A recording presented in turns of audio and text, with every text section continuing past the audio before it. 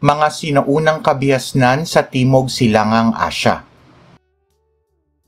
Magkahawig man ang proseso ay nagkakaiba pa rin ang uri ng kabihasnang nahubog sa mainland at insular na Timog Silangang Asya. Ito ay bunsod ng magkakaibang geographical na kalagayan o lokasyon ng mga ito. Mga sinaunang kabihasnan sa mainland Southeast Asia. Ang kabihasnang Funan. Ang Funan ang sinaunang estado ng Cambodia na pinaniniwala ang naging kauna-unahang maunlad na ekonomiya sa Timog Silangang Asya. Ang Funan ay nagsimula sa masaganang lambak ng Mekong River noong unang siglo. Ito ay naging maunlad bunsod ng masaganang agrikultura at pakikipagkalakalan. Sa kasalukuyan, ang Funan ay saklaw ng ilang bahagi ng Vietnam, Thailand at Cambodia. Ang kahariang ito ay nagkaroon ng ugnayang kalakalan sa pagitan ng ika-3 hanggang ika-6 na siglo sa India at China. Ito ay dating nagpapadala ng tributo sa emperador ng China bilang pagkilala sa kapangyarihan nito sa rehiyon. Pinatutunayan naman ng mga natuklasang labi ng mga Funanis na nagkaroon ng mahalagang impluwensya rito ang kulturang Indian. At dahil dito, ang Funan ang kinikilalang kauna-unahang kaharian sa Timog Silangang Asya na naimpluwensyahan ng Hinduismo. Ito ang naglatag ng pundasyon sa paglaganap ng Hinduism sa rehiyon. Ang Okyo ang kilalang daungan at kung minsan ay kabisera ng Funan. Ito ay matatagpuan malapit sa Isthmus of Kra, Malaysia, kung saan pinaniniwala ang naganap ang kalakalan sa pagitan ng mga Chinese, Indian at mga Funanis. Ayon sa salaysay, ito ay nalinang bilang daungang pangkalakalan sa Golpo ng Thailand at naging sentrong pamilihan ng mga mangangalakal sa rehiyon. Tinatayang ang Funan ay nakapaglinang na makapangyarihang hukbong katihan at hukbong dagat at sinubukang makontrol ang kalakalan sa palibot ng Golpo ng Thailand kasama ang daungang peninsular na ruta ng kalakalan sa Malay Peninsula. Ang pagtatagumpay ng mga Funanis sa pangangasiwa ng yamang dagat ay patunay ng kanilang kahusayan sa hydraulic engineering. Bigas ang pangunahing produkto ng mga magsasaka ng Funan na kanilang ibinibenta sa mga mangangalakal na Indian at Chinese. Karamihan ng mga tao sa Funan ay mga magsasaka, mangangalakal, mangingisda at artisanong tagagawa ng mga sasakyang pandagat na ginagamit ng mga mangangalakal. Ang kaharian ng Funan ay pinamumunuan ng isang organisadong pamahalaan. Patunay dito ang mga natuklasang sistemang kanal na nagdurugtong sa bawat gusali at pamamahay sa lipunan. Sanskrit ang uri ng pagsusulat na natagpo ang gamit ng mga Funanis sa pagsusulat ng literatura. Ang pag-unlad ng Funan ay tanda ng paglinang ng estrukturang panlipunan at sentralisadong estado sa Timog Silangang Asya. Ang modelo ng pamamahala nito ang nagbigay daan sa pag-usbong ng mga sumusunod na imperyo sa Timog Silangang Asya. Noong ika-7 siglo ay nagsimulang humina ang Funan, sanhi ng pagkakatuklas ng mga mangangalakal ng iba pang ruta hanggang sa ito ay sakupin ng estado ng Xianla. Ang kabihasnang Khmer o Angkor. Ang kabihasnang Khmer o Angkor ang dating pinakamakapangyarihang kaharian sa kalakhang lupain ng Timog Silangang Asya noong ika-9 na siglo. Ito ay sumibol mula sa kabihasnang Funan na itinatag noong 802 CE at nanatili hanggang 1431. Sa kasalukuyan, ito ay binubuo ng Cambodia, kalakhan ng Timog Vietnam, Laos at Thailand. Sa ilalim ng pamumuno ni Jayavarman II ay pinangibabawan ng kahariang ito ang kalakalan sa pagitan ng India at China. Sinakop ni Jayavarman II ang mga kalapit na kaharian at ginawa itong bahagi ng kanyang imperyo. Itinatag niya ang kabisera ng Khmer sa lungsod ng Angkor. Natamo ng Imperyong Khmer ang tugatog ng kapangyarihan sa ilalim ng pamumuno ni Jayavarman VII. Naging masagana rin ang panahong ito dulot ng pinagbuting irigasyon at iba pang daan ng tubig na nagpasigla sa ani ng mga lupain. Ang mga sakahang dati ay napag-aanihan ng minsan lamang sa isang taon ay nagawa ng paraan ng mga Khmer na maanihan ng 3 hanggang 4 na beses. Bunsod na masaganang ani, ang mga Khmer ay nakapagtatag na matibay na ugnayang kalakalan sa maraming bahagi ng Timog Silangang Asya. Ang kalakal ng bigas, isda, panahog, tela at iba pang produkto ang nagdala ng yaman at kasaganahan sa kabihasnan. Ito ang nag-udyok sa mga Khmer na mamuhunan sa mga proyektong infrastruktura. Ang mga Khmer ay kilalang magagaling na tagapagtayo ng mga templo, naglalakihang imbakan ng tubig, mga kanal at malalawak na kalsada na katatagpuan ng lahat ng uri ng tulay. Ang mga Khmer ay kilalang magagaling na tagapagtayo ng mga templo, naglalakihang imbakan ng tubig, mga kanal at malalawak na kalsada na katatagpuan ng lahat ng uri ng tulay. Sa Khmer matatagpuan ang isa sa pinaka-nakamamanghang templo ng Angkor, na mistulang representasyon ng sandaigdigang relihiyon ng Hinduismo. Ang Angkor Wat ang ipinalalagay na pinakamalaking gusaling pangrelihiyon na may sukat na 200 ektarya. Tinatayang ito ay ginawa sa loob ng 30 taon na sinimulan pa sa panahon ng pinakadakilang hari ng imperyo na si Suryavarman II noong 1122 CE. Ang Khmer ay nahahati sa 23 lalawigan na pinangangasiwaan ng mga opisyal hanggang sa pinakamababang antas ng pamayanan kung saan ay isinasagawa ang census taon-taon. Ang mga sumunod na hari ng imperyo ay hindi naging makapangyarihan tulad ni Jayavarman VII at noong 1430 CE, ang imperyo ay bumagsak bunga ng hindi napigilang rebelyon mula sa mga kahariang kanilang nasakop. Ang kabihasnang Pagan. Ang kaharian ng Pagan o dinastiyang Bagan ang kauna-unahang kahariang Burmese na nag-iisa sa rehiyon at kinikilalang naglatag ng pundasyon ng kasalukuyang kabihasnan ng Myanmar. Ito rin ang kinikilalang nagpalaganap ng wika at kultura ng pangkat etnikong Bamar at pananalig na Theravada Buddhism sa hilagang Myanmar. Ang kahariang Pagan ay nagsimula bilang isang maliit na pamayanan sa Pagan malapit sa Irrawaddy River. Sa loob ng 200 taon ay naisama nito sa kaharian ang mga rehiyon sa paligid nito hanggang noong 1050 at 1060 nang itatag ni Haring Anarauta ang kinikilalang unang hari ng kahariang Pagan. Noong ika-12 siglo ay napalawak ni Haring Kyansitha, ang sumunod na hari kay Anarauta, ang kanyang impluwensya sa katimugan ng Myanmar, hilaga ng Malay Peninsula, silangan ng Salween River, hanggang sa hilaga ng kasalukuyang hangganan ng China. Nagpagawa si Haring Kyansitha ng mahigit 10,000 templong Buddhist sa Bagan Archaeological Zone kung saan natagpuan ang 2,000 dito. Sa mga panahong ding ito, ang wika at kulturang Burmese ay unti-unting nangingibabaw sa itaas ng lambak Irrawaddy.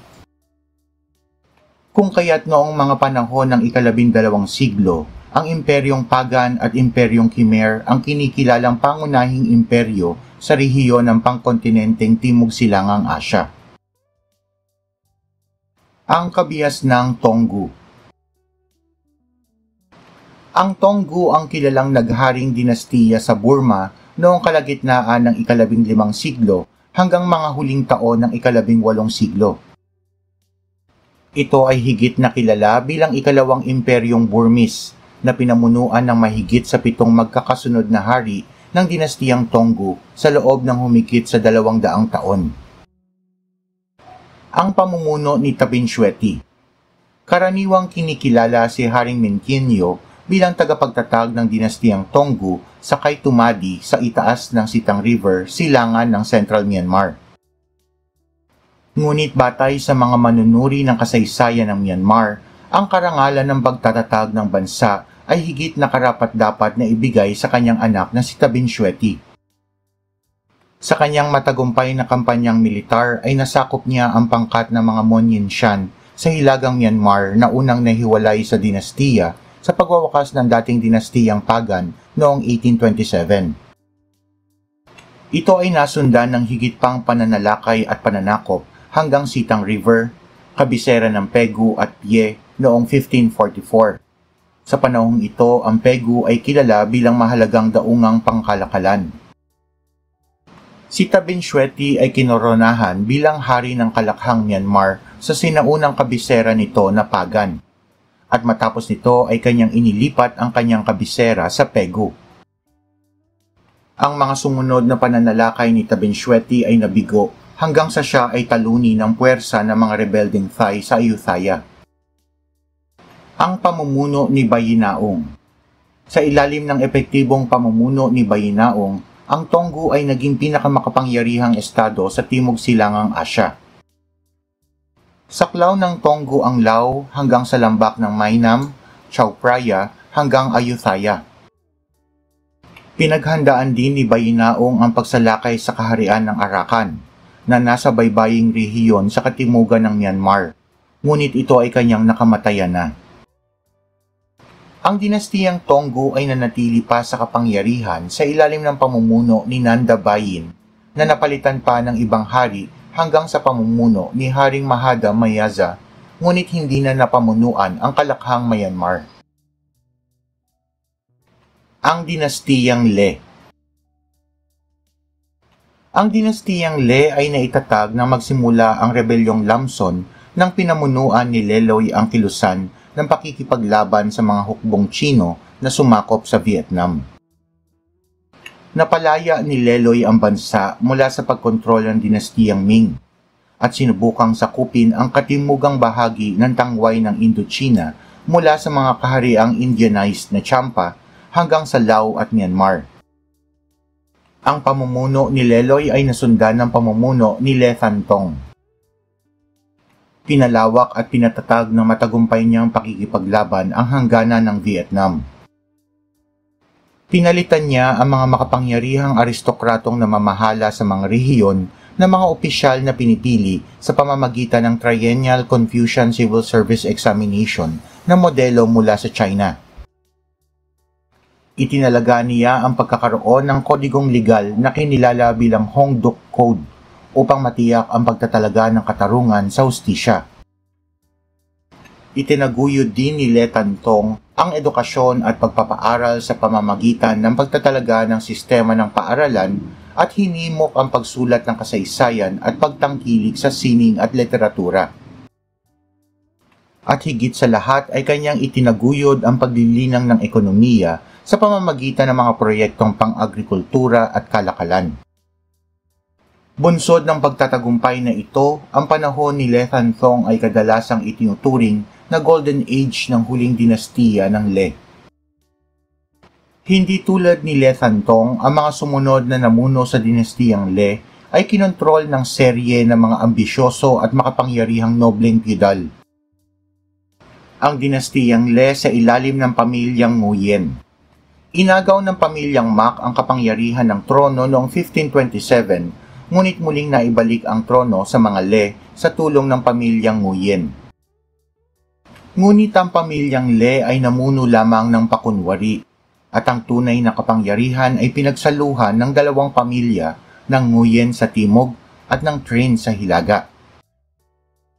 Noong 1630, ang pagkakahating ito ay lumala sa pagitan ng dalawang pamilya, hanggang sa itayo ng mga Nguyen ang pader sa Kalakhang kapatagan ng Donghai, patungo sa kagubatan hanggang sa matakpan ang hilaga hanggang ika-18 siglo. Noong 1771 ay naganap ang pag-aalsa ng mga magsasaka sa lupain sa pamumuno ng magkapatid na Taizong. Ang pag-aalsang ito ay lumaganap sa kalakhan ng bansa na nagtapos sa pamumuno ng pamilyang Trinh, Nguyen at puppet na dinastiyang Le. Ang mga miyembro ng pamilyang Nguyen ay nakakuha ng suporta sa mga Pranses at muling pinag-isa ang bansa sa ilalim ng dinastiyang Nguyen.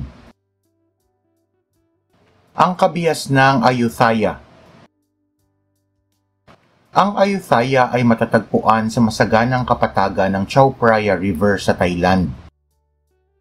Sa panahong ito ay pinagtibay ng mga Thai ang kanilang posisyon bilang pinakamakapangyarihang kaharian hindi lamang sa Thailand kundi sa kalakhang rehiyon ng mainland Timog Silangang Asya. Siam ang tawag ng kanilang mga kalapit na bansa sa Ayutthaya, kaya't ang mga Thai ng Ayutthaya ay tinawag naman na mga Siamese. Pinamunuan ni Boromara Chakirat I ang Ayutthaya at hinamon ang kapangyarihan ng Sukhothai. At noong 1438, ang Sukhothai ay naging lalawigan ng Ayutthaya. Noong 1431 ay nagtagumpay naman ang hari ng mga Thai na itulak paurong ang mga Khmer at nagawang makuha ang kabisera nitong Angkor. Sa pagkakataong ito ay dinala nila ang maraming Khmer bilang mga bihag sa Ayutthaya. Sa mga Khmer, nakuha ng mga haring Ayutthaya ang ideya ng Hinduismo, kasama ang konseptong Devaraja o paniniwalang ang hari ay God King o nagtataglay ng maladiyos na kapangyarihan. Ipinapalagay ng konseptong Devaraja na ang hari ay katangi-tangi at kahanga-hanga at itinuturing na buhay na Diyos sa daigdig. Dahil sa konseptong ito, ang hari ay nagkaroon ng kapangyarihan sa buhay at kamatayan ng lahat ng mamamayan nito. Ang lipunan sa ilalim ng kabiasnang Ayutthaya ay nakatakda sa formal na sistemang hierarkiya na kung tawagin ay sakdi, na binubuo ng mga tagapagmana ng trono, mga noble na pinagmula ng mga opisyal ng pamahalaan, freemen o pangkaraniwang mamamayan at mga alipin. Bagamat nakaranggo batay sa hierarkiya, ang mga freemen ay obligado magtrabaho sa mga sakahan ng mga noble o lokal na kinatawan ng hari sa loob ng 6 na buwan at magkaloob ng serbisyong militar anumang oras sila kailanganin ng hari. Sa panahon ng Ayutthaya, lumaganap ang Theravada Buddhism kasabay ng Brahmanism sa Siam. Ang mga monatikong templong Buddhist ay naging sentro ng buhay pampamayanan sa kabiasnan. Ito ang nagkaloob ng edukasyon sa mga kabataang kalalakihan na nagsilbing daan din sa pagtaas nila ng kalagayan sa lipunan. Noong ika-17 siglo, ang Ayutthaya ay sinasabing isa sa kinikilalang pinakamakapangyarihang lungsod sa daigdig. Bagamat bahagyang nakapaloob ang ilang bahagi ng lupain, ay naging madali para sa mga sasakyang pangkalakalan ang pagdayo sa pamamagitan ng Chao Phraya River. Sa panahong ito, nagsimulang dumayo ang mga Europeo sa Siam. Ito ay narating ng mga Portuguese noong 1511 matapos nitong masakop ang Malaya sa Malay Peninsula. Nasundan ang mga Portuguese na mga mangangalakal at misyonerong Dutch, British, Spanish at French na pinayagan ng mga hari ng Ayutthaya na ipangaral ang kanilang relihiyon sa lupain.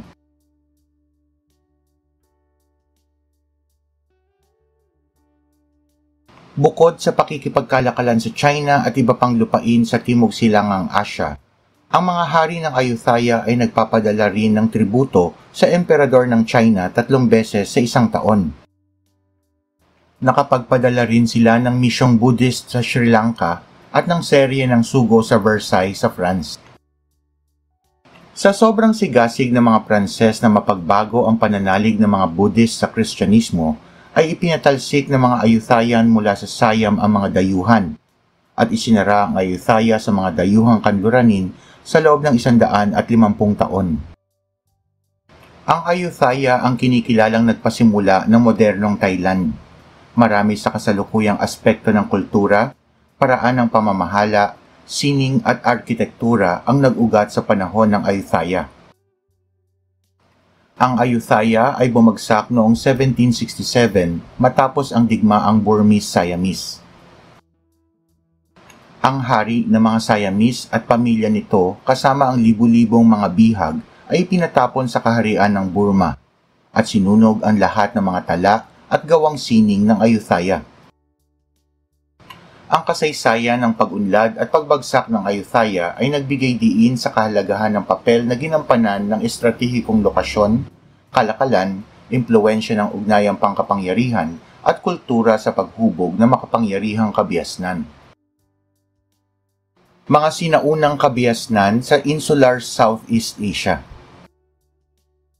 Kaiba sa mga naitatag na kaharian at kabiasnan sa mainland Timog Silangang Asya, ang mga imperyong naitatag sa Insular Timog Silangang Asya. Ito ay bunsod ng lokasyon nito na krus na daan sa pagitan ng mga sinaunang rutang pangkalakalan. At dahil dito, ang mga imperyong ito ay itinatag sa karagatan. Thalassocracy o imperyong maritimo ang pangunahing katangian ng mga ito.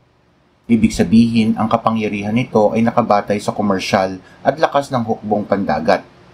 Ang mga imperyong ito ay kumukontrol sa mga adwana, baybaying rehiyon, at mga pulo sa halip na pagkontrol sa malaking bahagi ng lupain. Ang mga sumusunod ang kinilalang imperyong maritimo o sinaunang Insular Timog Silangang Asya. Ang imperyong Srivijaya. Isang sinaunang kahariang Malay na naghari sa Sumatra, Indonesia mula ika-7 hanggang ika-11 siglo. Kontrolado ng Srivijaya ang mga kipot na nagkokonekta sa mga ruta ng paglalakbay sa pagitan ng China, Japan patungong Silangan at India at Africa sa kanluran. Ang sistema ng pagkontrol ng Srivijaya sa mga pulo at tangway na pinaghihiwalay ng mga anyong tubig ang naglalarawan dito bilang isang thalassocrat at sentro ng kalakalan. Mandala ang sistema ng pamahalaan ng Srivijaya. Sa sistemang ito, ang kapangyarihan ng pamahalaan ay nakikilala sa lakas ng sentrong pamahalaan sa halip na laki ng hanggan ng kailangang depensahan. Ang kalakhang saklaw nito ay hindi direktang pinamamahalaan ng kaharian. Ang maliliit na lungsod-estado sa paligid nito ay pawang mga basalyo ng kaharian. Ang mga nakapalibot na estadong basalyo nito ay nagbabayad ng tributong ginto at suportang militar. Kapalit nito ay nakakatanggap ng proteksyon at benepisyong pang-ekonomiya ang mga estado bilang kasapi ng Imperyong Srivijaya. Ang lipunan ng Imperyong Srivijaya ay pinangungunahan ng hari na namamana ang trono. Siya ay sinusundan ng mga miyembro ng mga militar, mga mangangalakal, at lahat ng natitira pang bilang ng populasyon na kumakatawan sa pinakamababang antas ng lipunan. Ang Srivijaya ay sentro ng maraming uri ng tao. Ito ay dala ng pagiging sentro ng kalakalan na nagkaloob sa kanila ng pagkakataong magkaroon ng pakikipag-ugnayan sa iba't ibang uri ng kultura. Mas mataas ang pagpapahalaga ng kabihasnang ito sa relihiyon na suportado ng mga monghe na nagpapalaganap ng Buddhism sa kaharian. Ang Imperyong Srivijaya ay naging kaakit-akit na destinasyon para sa mga dayuhan, bunsod na magandang kombinasyon ng relihiyon, kaalaman at pakikipagkalakalan ng kaharian. Lumawig ang kapangyarihan ng imperyo sa ilalim ng pamumuno ni Hayanasa. Sa panahon ng kanyang pamumuno, ang imperyo ay lumawak at naging makapangyarihan. Sumanib sa Srivijaya ang mga kahariang Jambi, Terengganu, Patalong, at Tanjung Pura.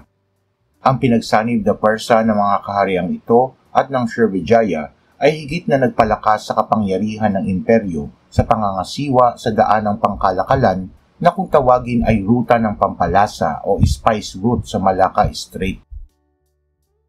Sa pamamagitan ng rutang ito, ang imperyo ay yumaman dulot ng butaw na bayad ng mga barko sa pagdaan sa spice route at proteksyong ipinagkakaloob nito sa mga bumabiyahing barko laban sa mga piratang umaaligid sa karagatan. Noong ika-13 siglo, ang Imperyong Srivijaya ay ginambala ng mga kalapit nitong kaharian at pinabagsak ng Imperyong Majapahit noong 1350. Bagamat bumagsak ang imperyo, ang modelong kalakalang maritimo nito ay patuloy na nagpasidla sa kalakalan at pagpapalitan ng kultura sa rehiyon. Ang kabihasnang Majapahit. Ang Majapahit ay isang kahariang Hindu na nakasentro sa Trowulan, Surabaya sa silangang Java. Ito ang kahuli-hulihang imperyong Hindu na naghari sa Malay Archipelago.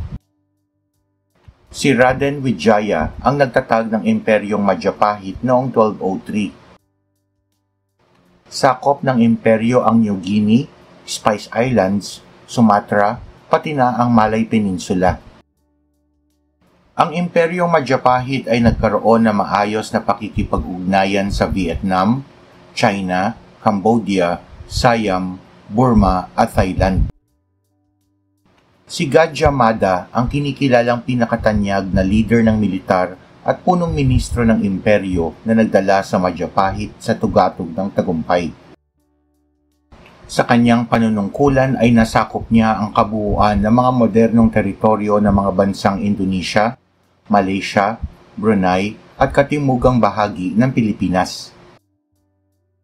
1350 ay tinalo ng Majapahit ang Srivijaya sa pamumuno ni Hayam Wuruk na noon ay 16 na taon pa lamang. Siya ay kinilala bilang pinakamagaling na pinuno ng imperyo na naging masugid na tagasunod ng Hinduism at Buddhism. Pinalawak ni Hayam Wuruk ang imperyo hanggang sa Moluccas, Timog Burma, Indochina, Kanlurang Guinea, Sulu Archipelago at rehiyon ng Lanao sa Pilipinas. Ang panahon ng Majapahit ang nagsilbing panimula ng urbanisasyon at paglago ng kalakalan sa rehiyon.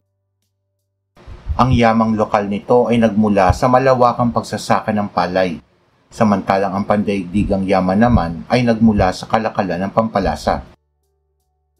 Ang yamang lokal nito ay nagmula sa malawakang pagsasaka ng palay, samantalang ang pandaigdigang yaman naman ay nagmula sa kalakalan ng pampalasa. Ang yamang lokal nito ay nagmula sa malawakang pagsasaka ng palay, samantalang ang pandaigdigang yaman naman ay nagmula sa kalakalan ng pampalasa. Ang imperyo ay unti-unting humina nang mamatay si Hayam Wuruk. Ang mga daungang lungsod sa baybayin ng Java ay unti-unting humiwalay sa Majapahit, habang ang Sultanato ng Malacca ay nakipagkumpetensya naman sa kalakalan. Ang iba naman ay nakianib sa mga estado sa hilagang baybayin ng rehiyon, habang ang ilang kasapi ng angkang namuno sa imperyo ay tumakas patungong Bali. Ang panahon ng Majapahit ay tinuring na inspirasyon ng pinag-isang Indonesia. Ang malawak na imperyo ng Majapahit na binubuo ng iba't ibang pulo ang naglatag sa ideyang iisang Indonesia na naganap sa paglipas ng panahon. Pinatunayan ng Imperyong Majapahit ang lakas ng papel na ginagampanan ng estratehikong alyansahan, kalakalang maritimo at pag-uugnayang kultural sa paghubog ng kasaysayan ng Timog Silangang Asya. Ang kabihas ng Malacca. Noong 1402, ang Sultanato ng Malacca ay itinatag ni Parameswara na isang prinsipeng Hindu mula sa Srivijaya. Si Parameswara ay nakatakas mula sa mga hukbo ng Majapahit at nakarating sa pamayanang pangisdaan ng Malacca River noong mga huling taon ng ika-14 na siglo. Dahil sa estratehikong lokasyon, pinangasiwaan ng Malacca ang mga pangunahing ruta ng karagatan sa pagitan ng India at China. Nang maging isang Muslim, ay pinalitan ni Parameswara ang kanyang pangalan sa Sultan Iskandar Shah noong 1414 at nagtatag ng pakikipag-ugnayan sa dinastiyang Ming ng China.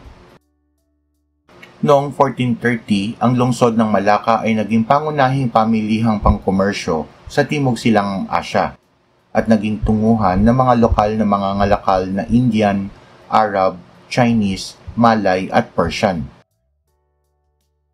Ang pagsasama ng impluensya at kultura ng mga ito ang humubog sa sining, arkitektura at wika ng kabihas ng Malacca. Ito ang nagtakda at patuloy na humubog sa tradisyon at sining ng Malay world sa kasalukuyan. Ang Malacca ay nagsilbi ring tagapagpalaganap ng Islam sa Timog Silangang Asya. Ginamit ng mga iskolar na Muslim at mga ngalakal ang Malacca bilang base hanggang sa unti-unting na impluensyahan ng mga ito ang lokal na populasyon at kalapit na kaharian. Hindi rin pahuhuli ang Malacca bilang isa sa kapangyarihang nagpapatuloy sa pagpapalaganap ng kalakalan at pag-uugnayan sa rehiyon. Naabot ng Malacca ang tugatog ng tagumpay noong panahon ng pamumuno ni Mahmud Shah. Nasakop ng mga Portugis ang Malacca sa ilalim ng pamumuno ni Alfonso de Albuquerque noong 1511. Ang kabias ng Sailendra. Ang dinastiyang Sailendra na nangangahulugang Lord of the Mountains ay umunlad sa Java mula 750 hanggang 850 CE. Bagamat agrikultural, tinatayang ang mga Sailendra ay may mga daungan o adwana na mayroong daan patungong hilagang baybayin ng Java at katimugan ng Sumatra. Pinananatili nito ang malapit na pakikipag-ugnayan sa Srivijaya sa pamamagitan ng marriage alliances.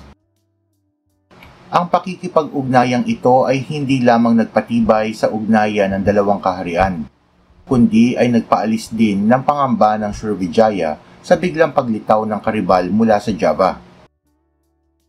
Bilang isang estadong Buddhist ay pinuno ng Sailendra ng mga dambana at templo ang kapatagan ng Kedu. Ang templo ng Borobudur na itinatag noong 778 hanggang 824 CE ni Haring Samaratunga na napangasawa ni Dewi Tara ng Srivijaya ang pinakamahalagang nagawa ng Sailendra. Ito ang unang napakalaking monumentong Buddhist sa Timog Silangang Asya na may sukat na 2,500 metro kwadrado. Batay sa tradisyonal na salaysay, ang Sailendra ay bumagsak nang sila ay halinhinan ng isang prinsipe mula sa isang karibal na dinastiyang Hindu. Ang ugnayan ng Pilipinas sa mga sinaunang kabiasnan sa Timog Silangang Asya.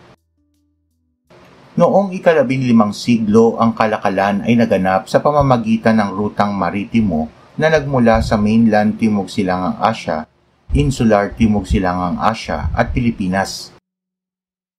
Ilang ebidensya ang natuklasan bilang patunay na umiral ang kalakalan sa Maynila, Maguindanao, Sulu at Cebu at nakipagkompetensya pa sa kalakalang maritimo na umiral noong ika-15 siglo. Inihayag ng mga arkeologo na ang Pandanan shipwreck ay maaaring pag-aari ng mga Chinese o Indo-Chinese. Ang mga artifact na natuklasan dito na binubuo ng iba't ibang uri ng ceramics, gong na gawa sa tanso at iba pa na gawa sa Vietnam, China at Sukhothai. Ang barko naman ay maaaring mula sa China batay sa pagkakagawa nito at sa mga materyales na ginamit sa paggawa nito. Samantala, ang mga palayok na natuklasan dito ay kahawig naman ng mga palayok na natuklasan sa Kalatagan Burial Site sa Batangas. Ang pagkakatuklas sa Pandanan shipwreck ay indikasyon ng direktang pakikipagkalakalan ng mga Vietnamese sa Pilipinas. Ang pagkakatuklas naman sa Lena Shoal shipwreck na naglalaman din ng maraming uri ng artifacts sa katubigan ng baybayin ng Busuanga, Palawan noong 1996 ay naghahayag na bahagi ng itineraryo nito ang mga pamayanang Islamiko sa katimugan ng Pilipinas at sa iba pang bahagi ng Timog Silangang Asya.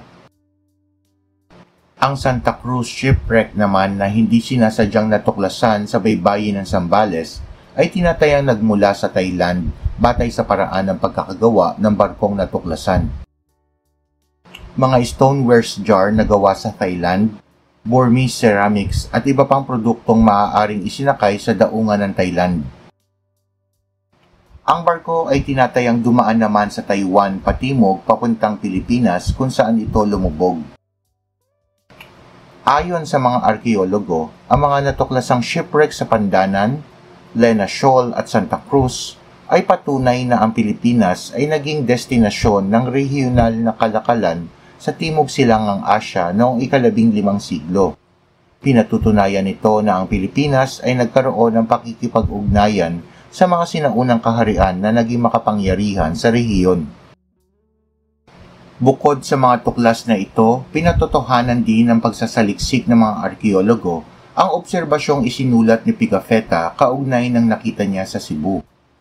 Ayon sa obserbasyon ni Pigafetta, ang mga mangangalakal na Pilipino ay nakipagpalitan ng produkto sa mga mangangalakal mula sa Java, Sumatra, Ayutthaya at China. Ang ugnayan ng kabiasnan sa Timog Silangang Asya sa kabias ng China at India. Malinaw na dumaloy ang impluwensyang Chinese at Indian sa Timog Silangang Asya. Ang mga ebidensya nito ay nakikita sa arkitektura, iskultura, relihiyon, literatura at marami pang iba. Ang impluwensya ng dalawang bansang ito ay tinatayang nakatulong sa paghubog ng kabiasnan ng mga bansa sa rehiyon. Ang mga salitang Sinification at Indianization ang bumubuod sa prosesong naging resulta ng pakikipag-ugnayan ng India at China sa rehiyon. Ang Sinification ay tumutukoy sa proseso ng pagpapalaganap, pag-angkop o pagpapatanggap ng mga Tsino ng kanilang kultura sa mga kalapit nitong bansa. Simula pa noong unang kolonisasyon ng mga Dutch sa Indonesia, ang mga etnikong negosyanteng Tsino ay nagsimula na rin makipagtransaksyon sa kalakalang regional dala ng kanilang malawakang pangangalakal. Ang prosesong ito ay lumaganap bunsod ng pandarayuhan ng mga Tsino mula sa katimugang bahagi ng China. Sa pagdaan ng panahon, ang impluwensyang Tsino ay sumaklaw sa maraming aspekto ng buhay ng mga Asyano sa rehiyon, tulad ng pagkain, wika, relihiyon, paniniwalang pampamilya at iba pa. Sa simula, ang mga mangangalakal na Tsino ay nagmula sa mahihirap na pangkat ng mga Tsino sa katimugan ng China. Bunga ng kasipagan at pagsisikap kasama na ang oportunidad sa pangangalakal, sila ay nakatulong sa paglilinang na maunlad na lipunan na nagkakaloob sa kanila ng pagkakataong makontrol ang ekonomiya ng ilang bahagi ng rehiyon. Noong panahon ng dinastiyang Han at Tang, sinikap ng mga itong sakupin ang teritoryo ng Vietnam. Sa kabila ng nabuong matatag na kaisipang maging malaya, naganap din ang prosesong Sinification sa pagitan ng dalawang bansa. Naging malaking kapakinabangan para sa mga Tang ang kanilang natutuhang mabilis na pagpapaani ng bigas sa lumalaking populasyon ng bansa. Ang mga Vietnamese sa kabilang dako ay naging mapanuri sa mga bagay-bagay na nagmula sa mga Tsino. Naging kapakipakinabang para sa kanila ang organisasyon ng sistemang militar, gayon din ang teknolohiyang irigasyon ng mga Tsino. Ang salitang Indianization o Indianized Kingdoms ay nabuo noong ika-20 siglo. Ito ay tumutugon sa pag-angkop o pagtanggap ng mga katangian at kulturang Indian. Ito ay naghahayag na malinaw na paglalarawan sa kolonisasyong kultural ng Timog Silangang Asya ng mga Indian. Ayon sa mga historiador, ang prosesong Indianization ay naganap bunsod ng unang pandarayuhan sa Timog Silangang Asya ng mga mangangalakal, mga misyonerong Buddhist at Hindu, pati na ang mga Brahmin mula sa Timog Silangang bahagi ng India. Sa kanilang pagdating sa rehiyon, ang kanilang gawi at pananalig ay unti-unting iniangkop ng huli sa maraming aspekto ng kanilang buhay. Patunay nito ang pagkupkop o paggamit ng mga pangalang Sanskrit ng mga taga-rehiyon tulad ni Jayavarman II ng kabias ng Khmer. Ang ilan pang halimbawa ay ang Sumatra na nagmula sa salitang Samudra, Java mula sa salitang Tava, Siam na dating pangalan ng Thailand ay nagmula sa salitang Shama, at Cambodia mula sa salitang Cambojas. Malaki rin ang bahaging ginampanan ng wikang Sanskrit sa wikang Tagalog. Ang ilang halimbawa nito ay ang bahagi, guru, karma, at maharlika. Bukod sa Sanskrit, kapansin-pansin din ang naging impluwensya ng Ramayana sa rehiyon. Rama ang tawag ng mga Thai sa kanilang hari mula sa pangalan ng kinikilalang Diyos ng mga Hindu. Ang Ayutthaya ang ikalawang kabisera ng kaharian ng mga Thai, na mula naman sa pangalan ng lungsod ng Ayodhya ng Rama. Hindi rin maikakaila ang Indianization ng rehiyon dala ng naglalakihang templong lungsod dito tulad ng Angkor Wat at Borobudur na kakakitaan ng impluwensyang Hindu at Buddhist. Mga sinaunang kabiasnan sa Timog Silangang Asya.